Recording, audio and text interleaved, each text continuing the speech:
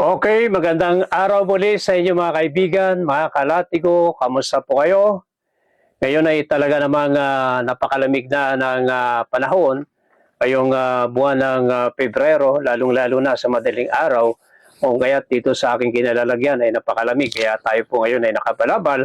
Ngayon pa man ay hindi ko matiis na kayo ay aking kamustahin at hindi ko rin matiis sa magbigay ng reaksyon kaugnay dito sa mga ipinakakalat na mga fake news ng mga kung sino mang mga personalidad ipinakakalat sa social media ang mga fake news na kung saan ay may mga nagpo-post na malubha daw ang kalagayan ng ating Pangulong Bongbong Marcos Jr. at dapat daw ay inihahayag ng Malacanang ang kalagayan ng ating Pangulong PBBM dahil hindi na raw nito kayang gampanan ang kanyang tungkulin bilang Pangulo ng ating bansa. Pero sa totoo lamang mga kaibigan, dapat sa mga nagpo-post na ganyan, katulad na lang halimbawa ni yung social media influencer na si Jack Arguta ay pinatawag na po ng NBI dahil nga po doon sa pag-post ng taong nabanggit ng fake news kaugnay sa medical bulletin ng ating Pangulong PBBM na kung saan taliwas doon sa sinasabi ng St. Luke Medical Center na fake ang naturang medical bulletin, subalit ang katotohanan ay napakalakas ng ating Pangulong PBBM. Katunayan na siya nga ay nabanggit na natin mga nakaraan sa ating mga vlog na siya na-interview pa ni Jose Claire Castro na nilalaro pa niya yung kanyang aso na si Oreo at nagpasumpa kay General Jose Melesio Nartates Jr. para sa kanyang ika-4 na estrella, mga kaibigan.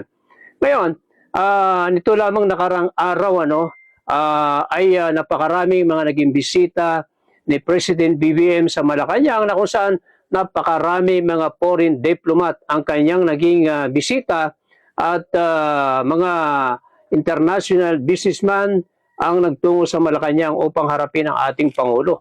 Subalit taliwas ito sa mga ipinakakalat ng mga taong walang magawa sa buhay na pinalalabas na malala ang ating Pangulo. Pero ito ang katotohanan, panoorin natin ang balitang ito. Ito ang tunay na balita kung saan makikita ninyo si PBBM na kausap, ka-meeting at mga nag-courtesy call ng mga foreign diplomat sa kanyang tanggapan sa Malacanang. Panoorin natin.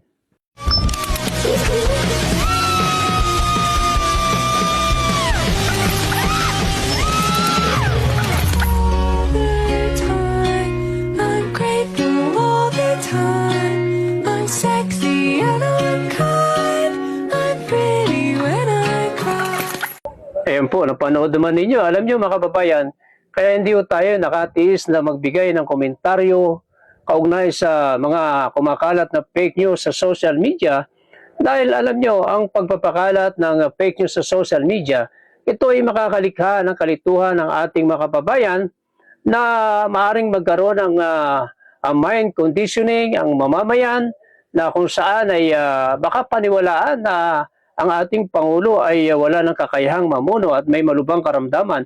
Subalit taliwas ito sa katotohanan dahil ang sakit na diverticulitis ay simpleng sakit lamang na kung saan ito'y kailangan lamang ng antibiotic at diet ay gagaling na po ito. No, yan po yung atin na rin ni-research, yung diverticulitis na yan ay hindi naman life threatening mga kaibigan. Kung kaya't ang Pangulong PBBM ay patuloy na ginagampanan ang kanyang tungkulin bilang leader ng ating bansa. Okay ba? Malinaw po sa inyo? Kaya doon sa ating mga kababayan, wag kong basta-basta maniniwala sa mga kumakalat na fake news sa social media. Okay, maraming salamat po. Magmula dito sa aking kinalalagyan. Talagang malamig ngayon.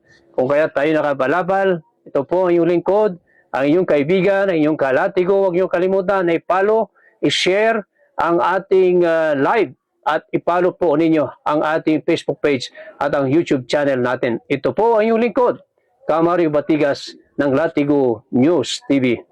Mabuhay! Yan ang bagong Pilipinas.